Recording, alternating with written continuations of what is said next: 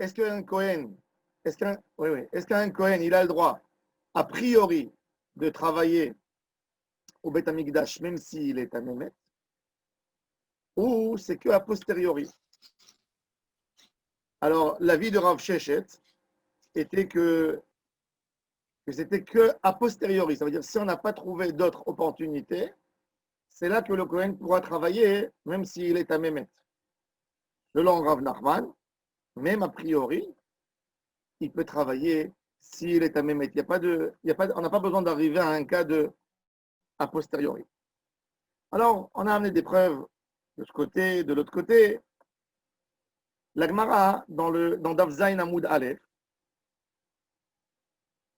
elle a posé une question sur Rav Nachman. Métivé, on est à 6 lignes, à 6 lignes d'en haut, 7 lignes d'en haut, 8 lignes d'en haut, pardon. Métivé.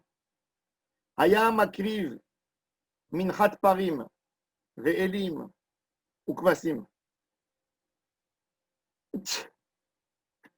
La Braïta nous dit, si le Kohen Gadol, le Kohen il est en train de sacrifier une mincha, l'offrande qu'on a menée, avec les parim, les elim, les kevasim, c'est ce qu'on a lu dans toutes les parachutes là. Mincha, on a amené une mincha, une offrande qui était faite avec de la semoule, etc. Venitmet beyado, la mincha, et elle a été tmea quand elle est dans sa main. Quelle touma? Toumat met, une impureté. Omer umeviin mincha acheret tartea, il dit, et on amène une autre. Vim encham elahi, s'il n'a pas que cette semoule, il n'y a pas assez, il n'y a pas de semoule prête pour amener une autre offrande pour sacrifier. On lui dit, Heve pikeach ou shtok, sois intelligent et tais-toi. Ne parle pas, ne fais pas de bruit, ne dis pas à tout le monde je suis impur. La Gemara, elle veut comprendre cette braïta. Ça, c'est la braïta. Maïlav, parim elim ou kvasim dechag, de quelle fête s'agit-il? De la fête de Sukkot qu'on a lu là-bas dans le texte. Il y avait écrit chaque fois dans le texte Elim Shena, Elim machin, Kvasim Beneshana Shiva, etc. C'est ça? Que là-bas, la mincha, et les docha Touma, parce que comme Sukkot, ça s'appelle Zman Kavua, une fête fixe. C'est pas un korban que quelqu'un a amené de sa propre volonté. C'est un korban tzibour. Et peut-être dans un korban tzibour, on est obligé d'amener un temps, même si il y a une Touma. Peut-être c'est ça, de ce cas s'agit-il? De quel cas s'agit-il? Maïlav, Parim, Elimuk Vasim de Hag, Amar Lecha Rav Nachman, Lo, Parim, Par Avoda Zara. Rav Nachman, il te dit non, de quoi je parle ici? D'un part de Avoda Zara qui n'a pas un temps fixe, qu'on peut le repousser. Et malgré tout, on dit, on peut attendre. Alors, pourquoi ils lui disent tais-toi?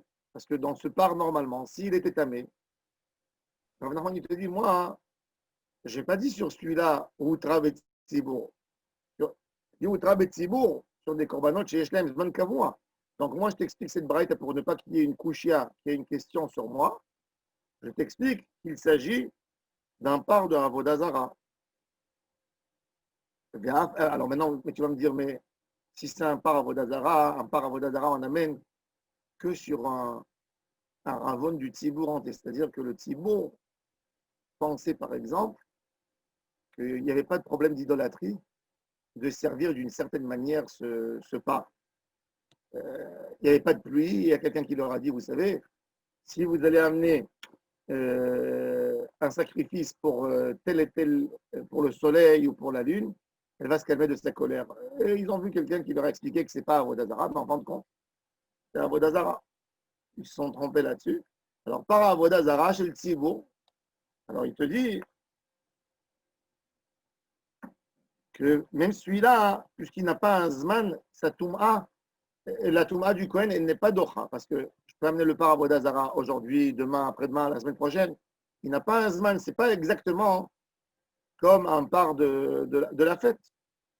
Alors dans les mots, Amar Rav Nachman, Amar Rav Nachman, lo, parim, c'est quoi parim? Par Zara.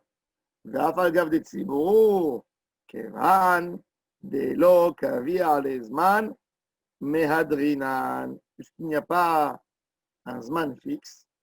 Donc là, il faut chercher באמת un Kohen qui est à or et pas un Kohen qui est à tamé. Ok, la Gemara a dit, tu m'as répondu le texte de la Braïta, c'est écrit Parim. Mais dans la Braïta, il est écrit aussi Elim, il est écrit aussi Kevasim. Qu'est-ce que tu me réponds sur Elim? Elim, Be'elo shel Aaron, il s'agit de l'offrande qu'on amenait avec le bélier, que le Kohen Gadol, il sacrifiait, Rola, Korban Rola, pendant le jour de Kippour. Le jour de Kippour, le Kohen Gadol, il sacrifiait, il mettait de sa poche un par les Hatat et un Haïl les Rola. Comme qui est écrit dans Vaïkra, dans le chapitre 16, Bezot yavo Aaron et la Kodesh, Bepar ben Bakar le Hatat, Ve'aïl le Ola. Donc, on parle ici de, tu sais de quel Aïl on parle? De Elo chez Aaron, pas qu'un Aaron, tous ses remplaçants, c'est-à-dire tous les Kohanim Gedolim. Ah, mais tu me dis qu'il faut qu'a priori il soit à Taor. Pourquoi il faut qu'a priori il soit à Taor? Arrête. Il peut être amené que Kippour. Alors la Gemara, Rav Nachman, il te répond. Tu sais pourquoi? Parce que là, on fait une distinction entre un Korban Tzibour et un Korban Yachid. Ce bélier, il est amené par un individu, par Aaron à Cohen. Donc sa Toum'a, la Toum'a du Cohen, elle n'est pas Docha Toum'at Mikdash. Elle n'est pas Docha le din de Toum'at Mikdash de Kodeshav uniquement quand il s'agit de Toum'at Tzibour, mais pas de Yachid, d'un Korban Tzibour, pas d'un Korban Yachid. Sauf, Evan de chez Yachidou. On met Adrinan, on cherche quelqu'un qu'a priori peut le faire Betahara. Alors on a expliqué c'est quoi Parim. On a expliqué c'est quoi Elim. Maintenant, on veut comprendre alors c'est quoi Kvasim qui est mentionné dans la Baraïta. Kvasim, c'est Keve Sabaïma Omer. Il s'agit du mouton qui venait avec le Omer, comme qui est écrit dans la Torah. Vaïkra, encore une fois, chapitre 23. Qu'est-ce qui est écrit? Va'asitem beyom anifechem et ha'omer, keves tamim ben shenato, le'ola l'Adonai. Avec le korban du Homer, la Torah, elle nous demande d'amener avec cette offrande spéciale qui était faite avec de l'orge, d'amener avec un keves, un mouton, comment on dit un mouton, il est castré, le mouton, il n'est pas saoul. Un agneau? Non, pas un agneau. Comment il s'appelle un mouton qui n'est pas castré? Mais c'est un mouton, c'est pas castré. T'es sûr? Ouais, Comment il s'appelle le mouton qui est castré? je sais pas. Tu as un taureau et tu as un bœuf. Le bœuf, il est castré, le Ouais, taureau, il n'est pas castré. Le mouton, comment ouais. il s'appelle? Il y a aussi, pareil. Ah ouais? Il Je me sais pas, semble, alors je peux vérifier. il me semble que le mouton, c'est. Il me semble. Je ne sais pas.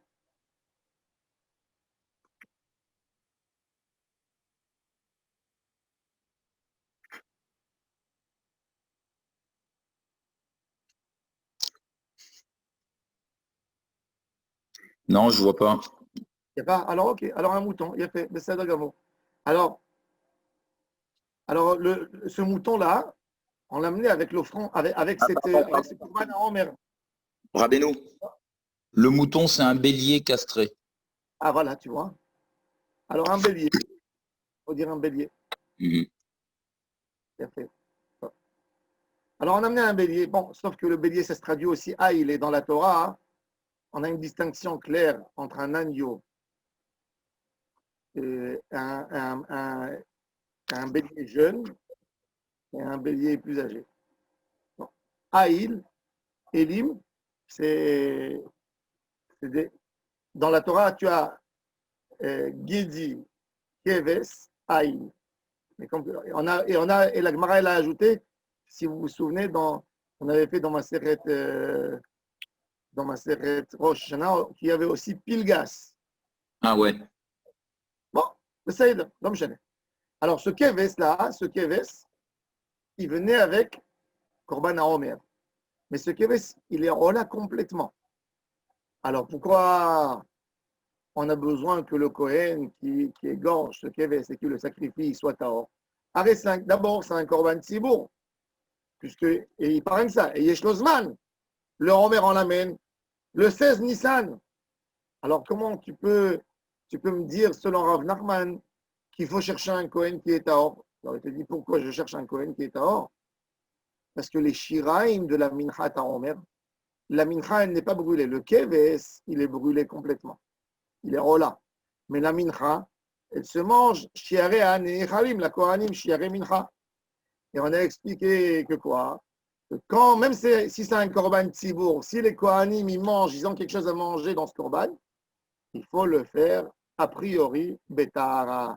Et donc, c'est pour ça qu'on disait au Kohen, s'il n'y avait pas une autre Mincha, on lui disait, il m'a tapé, si tu es haram, je toque, c'est toi.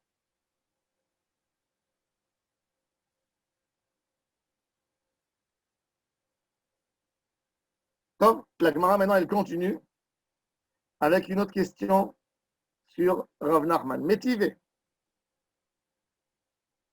Alors, c'est ce que la Gemara a répondu. Mais Keves Abaï Omer, des Ika Shiraim la Achila. Une autre question que la Gemara va poser sur Rav Nachman. Métivé. Dam Shenitma. Uzrako Beshogeg. À l'époque, quand au Beth Amikdash, on égorge le Korban, il faut asperger le sang pour le Misbéach. D'ailleurs, le Radak, Rabbi David Kimrim, il pose une question. Comment ça se fait que le Misbéach Hazahav, c'est un encensoir? Comment ça se fait qu'en hébreu, il s'appelle Misbéach?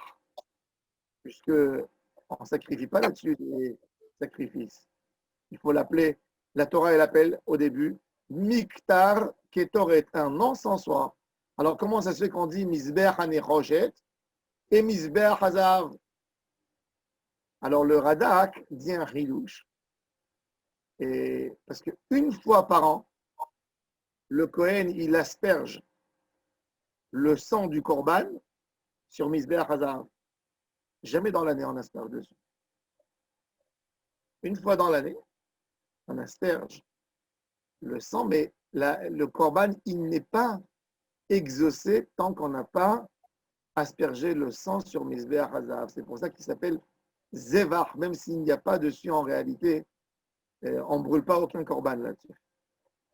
Bon, intéressant. Alors maintenant, les Kohanim, qu'est-ce qu'ils faisaient? Ils prenaient un pot spécial.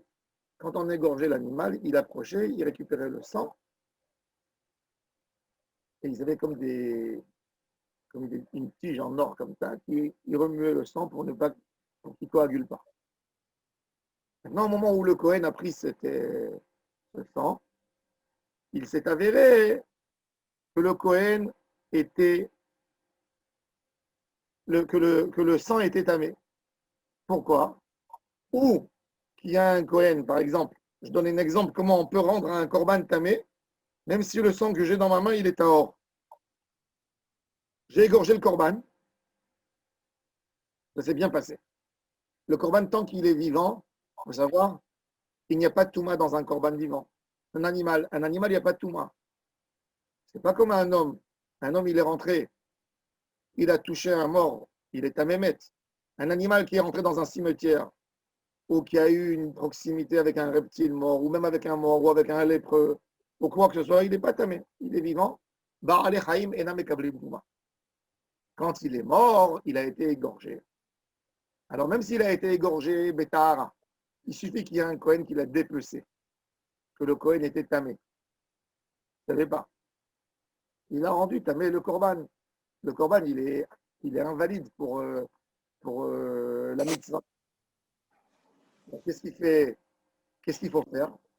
Le Korban, il faut l'envoyer au feu, à le brûler. Et puis le sang, il faut le verser. Mais le Kohen ne savait pas. C'est-à-dire, les Kohanim, ils sont tellement rapides. Il a récupéré le sang.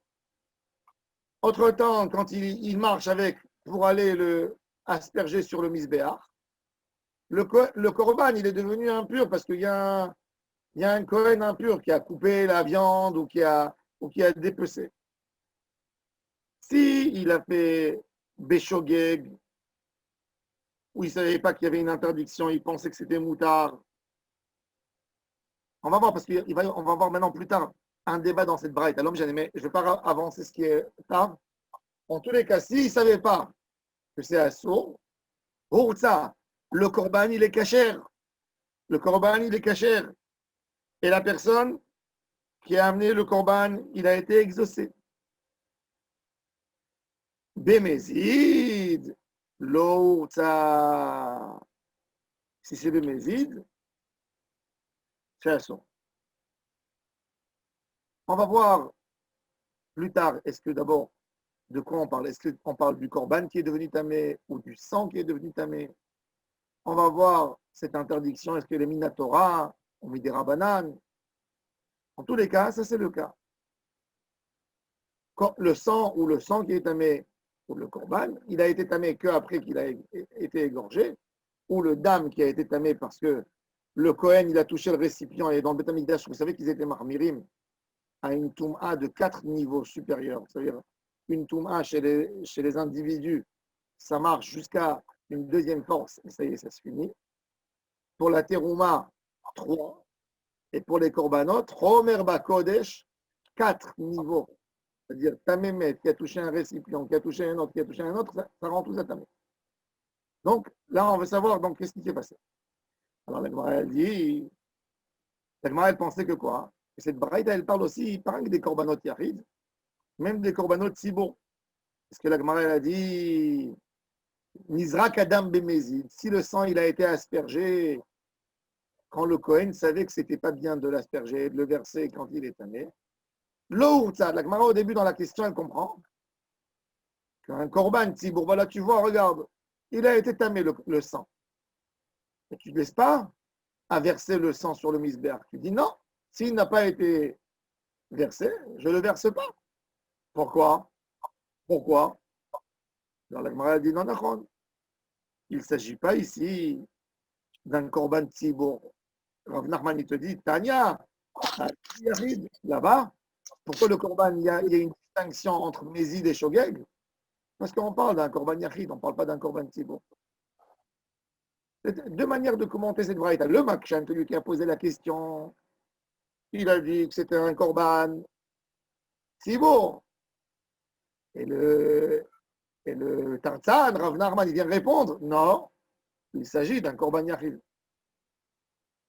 Non, on va voir tout de suite.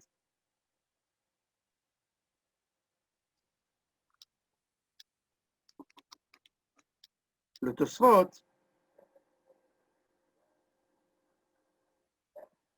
il amène une question intéressante. Si on regarde, si on a bien compris la question du Makshan, on voit que le Makshan, il a voulu expliquer que Toum'a, elle n'est pas Mouteret Betsibour. Comme ça Rachid a expliqué, puisqu'on a amené de ça une question sur Rav Nachman. Le Tosfot, il a posé une question intéressante. Comment tu dis que si tu veux prouver, tu veux amener une preuve, si le Korban Bémézid, le Korban n'a pas été exaucé, de là, tu veux dire que la Touma, elle n'est pas Mouteret Betsibour, elle est que des Rouya Betsibour. Je te dis que même Bémézid, le Korban, il n'est pas saoul, rien que les Inyan qu'on n'a pas le droit de manger sa chair. Même celui qui dit que tout, par exemple, Tosfot, il pose une question très intéressante. Il dit, regarde, on a tout en Israël qui est tamé, pour Pessah. Qu'est-ce qu'on fait?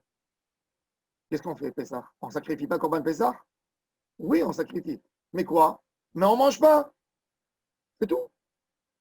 Vous savez d'ailleurs, Rabbi Akiva Iger, il y a 170 ans, il a envoyé une lettre à un rave à Jérusalem et lui a dit, je t'en supplie, essaye d'obtenir des musulmans l'autorisation de monter sur le mont du Temple, mets là-bas, amène là-bas un agneau, égorge-le, et après vous allez le brûler. Rien que pour faire la mitzvah du Korban Pessah. Arrête Tum'a Outra Betzibur, prends un Kohen, égorgez-le, pour faire la mitzvah de Pessah. Après, on n'a pas besoin de manger.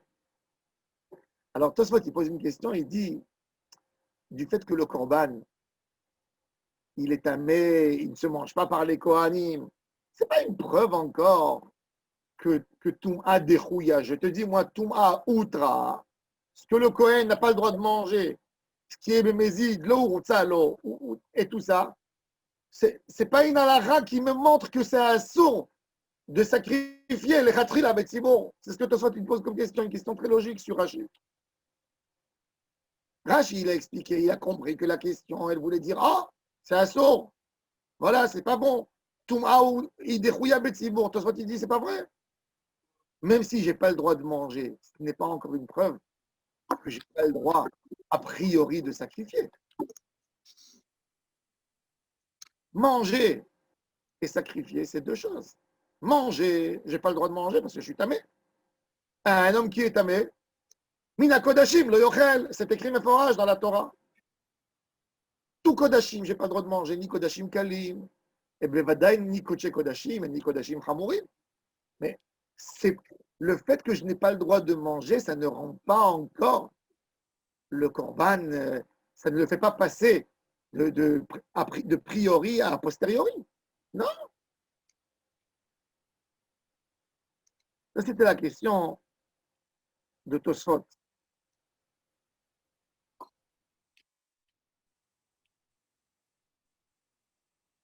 Le Ritva, il a voulu expliquer que la preuve de la Gemara, ce n'est pas sur le fait que la Braïta, elle a dit que Bémézid l'eau ça.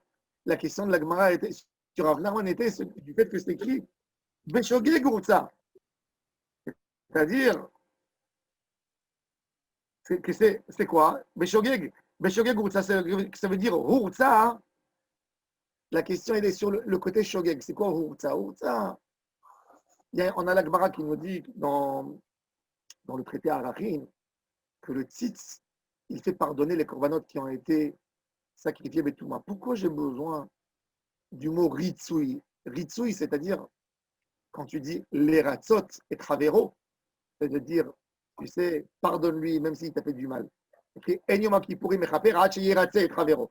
Les ratzot, ça veut dire faire exaucer, allez, pardonne-lui, réponds-lui, parle-lui.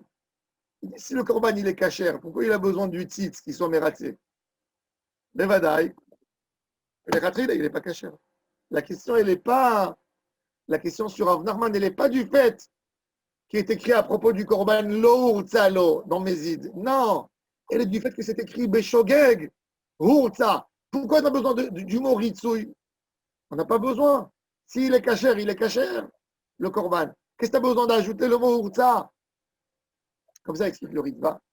Et donc, Rashi, ça marche bien. Et ça veut dire que le Inyan, la question sur Rav Nachman est devenue de quoi? Du fait que la Braïta, elle te dit, tu sais, si le korban il est shogeg, ça va, ça ira. Pourquoi ça ira? C'est-à-dire qu'il y a besoin d'une sorte de kapara. C'est suite au titre que le Kohen mettait que ça se faisait pardonner. C'est-à-dire que ce n'est pas a priori, c'est qu'a posteriori dans shogeg. Le Béhémet, la question, elle n'est pas de Mézid, parce que Mézid, par contre, c'est vrai, il ne rend pas encore le korban pasoul. C'est interdit de manger, mais le korban, il n'est jamais pasoul. Donc, maintenant, la Gemara, elle veut amener une preuve que le korban, Toum'a, elle est déchouya Betsibour et elle n'est pas moutérée Betsibour. Elle veut amener une preuve à Rav Shechet et pas à Rav Nachman. Tashma, viens écouter encore une preuve. Il est écrit dans la Braïta à propos du tzitz. Qu'est-ce qu'on dit là-bas? Là-bas, dans Shemot, quand Akadosh Baruch Hu, il a demandé à Moshe Rabbeinu, dans les habits du Kohen Gadol, de lui préparer des habits. Quand Hachem il a donné l'ordre de faire le tzitz, qui était écrit Kodesh Lachem, que le Kohen mettait sur son front, qu'est-ce qui est écrit là-bas? Ve'aya al metzach Aharon, ve'nasa Aharon et Avon hakodashim. Comme ça, c'est écrit là-bas dans le texte. Que le tzitz, il est mératé. La Gemara ici, elle pose la question, elle veut savoir, elle veut vérifier sur quoi le tzitz, il pardonne. Alors, et de là, on va amener une preuve pour Rav Shechet. Kashema, alma ha tzitz, mératé. Sur quoi le tzitz, il fait pardonner? Sur quoi? À la dame, vers la bassar, vers la chelev. Shenitma. Il va pardonner. Alors, qu'est-ce qu'on a? On a le dame, on a le bassar, et on a le chelev. Le chelev, c'est quoi le chelev? Le chelev, c'est tous les membres du korban qu'on sacrifiait sur le misbéach. D'ailleurs, quand quelqu'un il veut savoir le nikour, les règles du nikour, qu'est-ce qu'on n'a pas le droit de manger dans l'animal? C'est très simple. Tu prends Parashat Vaïkra, Parashat Tzav, tout ce que tu lis là-bas, qu'il fallait séparer du korban pour sacrifier sur le misbéach, des parties spéciales, ça, on n'a pas le droit de manger. C'est comme dit, c'est pas un nouchasson. Ça, c'est tout la faute du chélève. Il d'aller chercher la bouteille, hein. Et il fallait les brûler. Toute la halakha du chélève, c'est ça. Alors le chélève, c'est tout ce qu'on séparait. Le bassar, c'est ce que les Kohanim mangeaient. C'est-à-dire, on fait une distinction. Quand il est dans un korban khatat, par exemple, un korban khatat classique, ou un korban shelamim, les parties, toujours, rappelez-vous, les parties sont brûlées dans leur intégralité, c'est toujours les parties qui vont être chélèv. Les parties qui sont consommées par les Kohanim et Bevadaï, par le Israël dans un korban shlamim, on a le droit de manger dans l'animal. Alors quand le tzitz, il nous pardonne sur quoi? Sur le dam, sur le bassar, et sur le chélèv. Le dam, quand il a été tamé. Le bassar, quand il a été mangé betouma par les Kohanim ou par l'Israël. Et le chélèv, c'est les parties qui montent dans leur intégralité pour Akadosh Baruch Hu, et ils ont été sacrifiés en Touma. Alors il te dit, alors ça, c'est tout ça, le tzitz, il pardonne. Donc, Ben Beshogeg, qu'est-ce que la Braïta elle continue? Elle dit Ben Beshogeg, Ben Bemezid, Ben Beones, Ben Beratson. C'est pardonné dans le Shogeg, dans le Mezid et dans Ones, et aussi dans Ratson. Le mot Ratson, comme je vous ai expliqué déjà avant la fête, que les Mefarshim posent la question, c'est quoi Ratson? Ratson, c'est déjà Mezid, c'est inclus dans Mezid. Comme ça, Rachid a expliqué, Rachid a dit qu'en fait, on a 300, on n'a pas 4. La Braïta, elle a dit Ben Beshogeg, Ben Mezid, Ben Bones, Ben Beratson. Mais regardez Rachid, si vous regardez Rachid dans le Dibur Amatril Ratson, il est équivalent à Gaot Abach. Ratson areu bichlal Mezid. Et la Gabé Ones, Shayach Lemitne Ratson. Il dit que selon Rachid, il y a Mezid, Shogeg et Ones. Mezid, il sait qu'il fait une interdiction. Shogeg, c'est quand il fait sans savoir. Oui, il pensait que ce n'est pas interdit. Et Ones, c'est quand il fait contre son gré. Et c'est quoi Ratson? C'est quoi Ratson? Alors, on peut expliquer que même Ratson, c'est qu'il ne connaît pas la halacha. C'est pas qu'il pense que c'est moutard. C'est pas qu'il pense que c'est moutard. Mais c'est qu'il dit, ah, Kadosh Baruch Hu va me pardonner. Il a honte. Il sait qu'il était tamé. Et il a honte des gens qui ont amené le sacrifice. Alors, il ne va pas leur dire qu'il est tamé. Il s'est rendu compte qu'après. Alors qu'est-ce qu'il fait? Il va y sacrifier. Ça, c'est Mézid. Mais Ratson, il ne savait pas. Il est conscient de la halakha, mais c'est pas une question de honnête. Il pense que c'est moutard. Pas qu'Akadosh Baruch Hu va lui pardonner. C'est-à-dire, dans le Mézid, on a deux catégories. Il y a le Mézid, leur pas l'Akadosh Baruch Hu. Il y a le Ratson. Il y a le Ratson qui est beaucoup plus simple.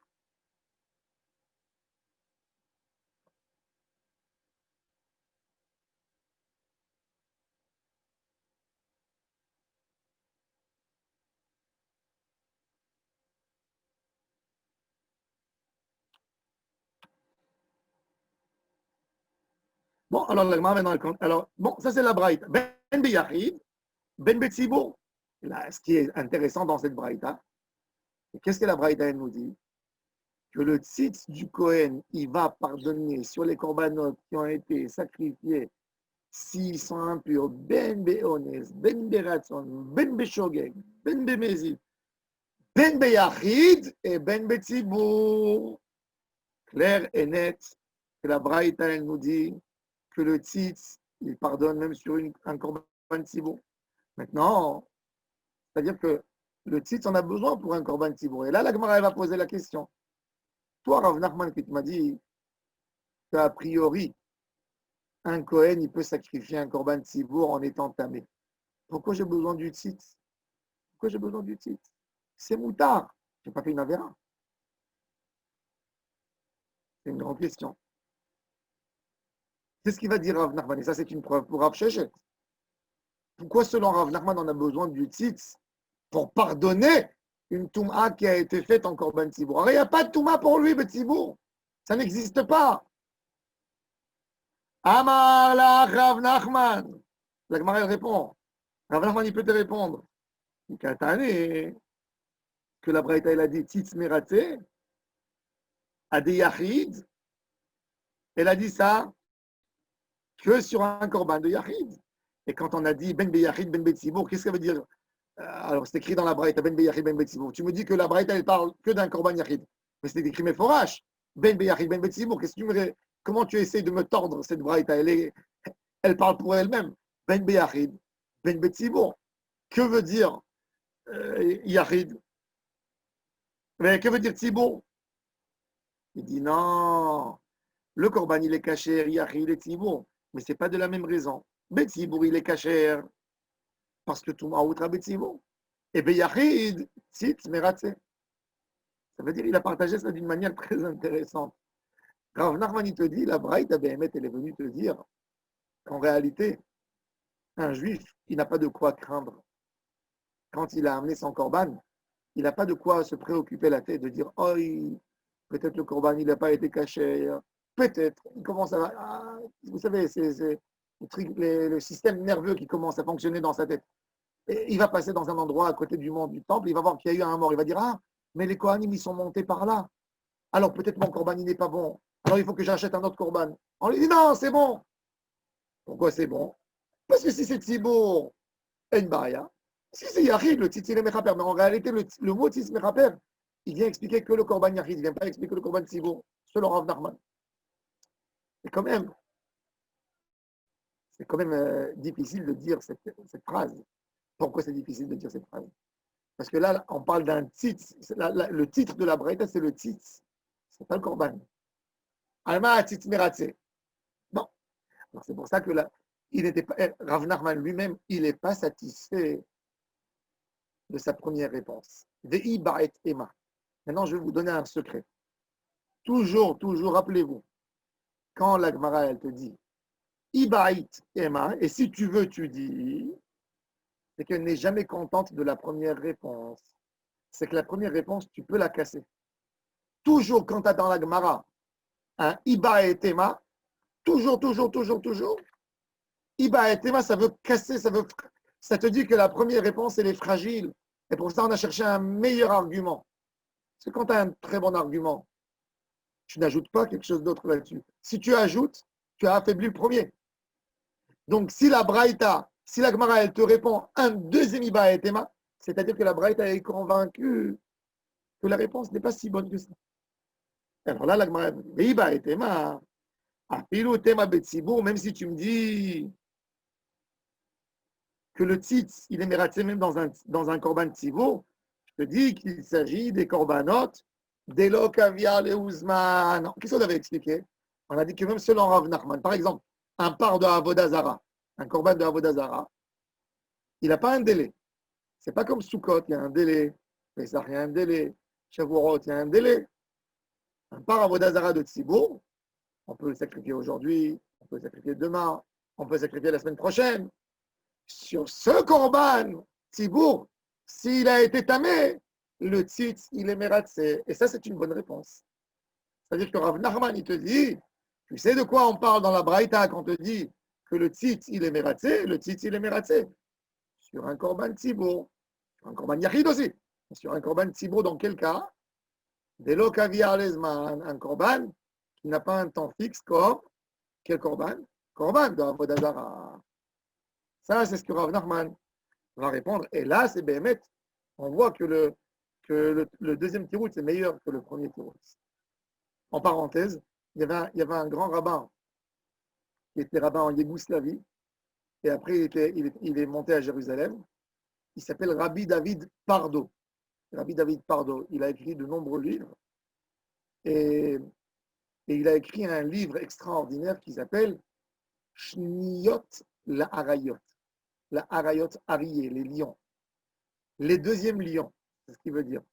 Et il explique toujours ce livre. Il prend depuis Masechet Brachot jusqu'à Masechet Nida, jusqu'à la fin du Talmud, tous les Iba et Tema, et il te montre pourquoi le premier Iba et Tema, il est pas fort par rapport au deuxième. Il a fait ce travail que je vous explique, cette règle, mais il a pris tout le Talmud, depuis Masechet Brachot jusqu'à Masechet Nida, et il a expliqué toujours pourquoi la première réponse, elle ne tient pas trop la route, et on avait besoin de dire un Iba et Tema qui est un deuxième tour.